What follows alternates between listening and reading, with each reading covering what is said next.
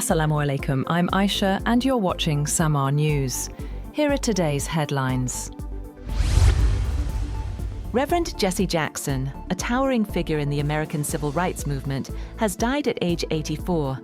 He passed away peacefully, surrounded by family, leaving a legacy of activism spanning over 6 decades. Born in 1941 in Greenville, South Carolina, Jackson rose to prominence in the 1960s as a leader in Martin Luther King Jr.'s Southern Christian Leadership Conference and was present at King's assassination in 1968.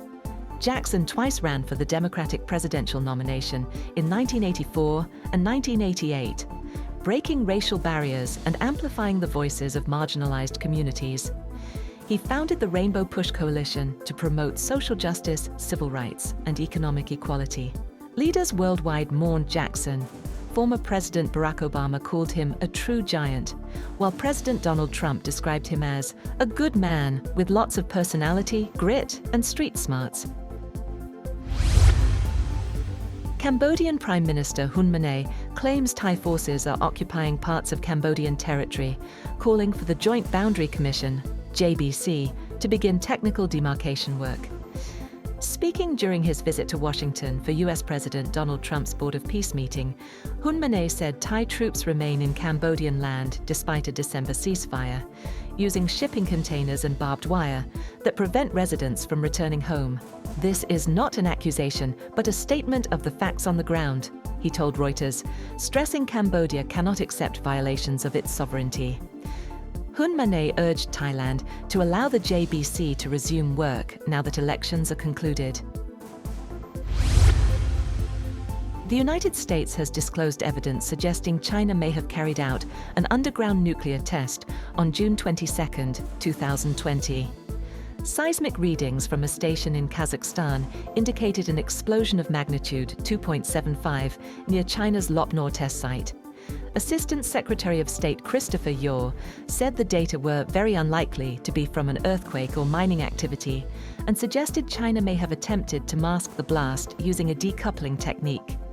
China denied the claims, calling them entirely unfounded and politically motivated. The disclosure comes amid US efforts to involve China in new arms control negotiations following the lapse of the New START treaty.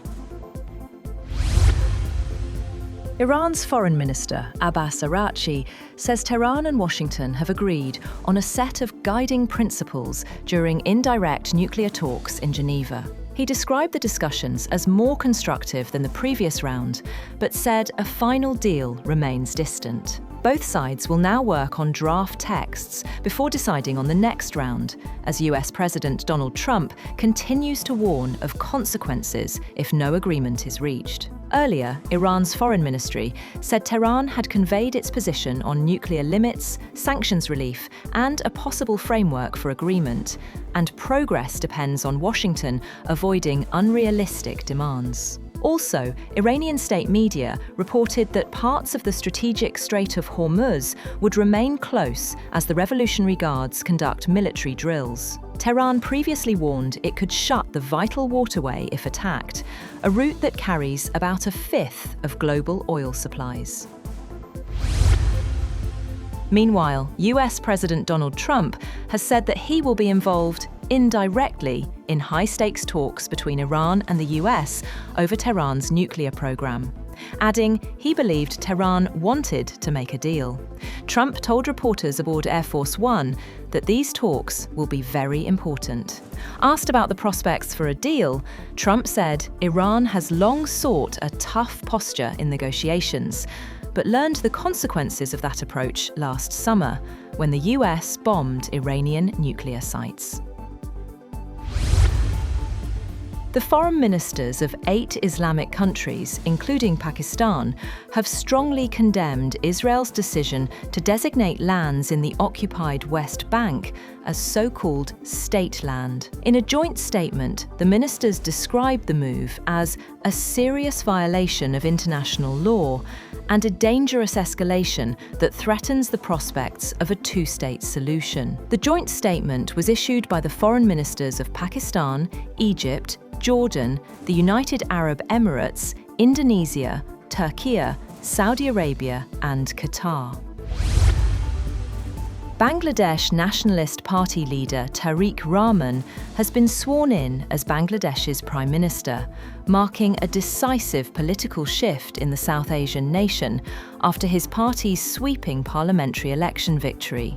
Rahman, son of former Prime Minister Khalida Zia and assassinated President Ziaur Rahman, takes office facing urgent challenges, including restoring political stability, rebuilding investor confidence, and reviving key industries such as the garment sector after the prolonged turmoil that followed the Gen Z-led uprising that toppled Sheikh Hasina's government in 2024.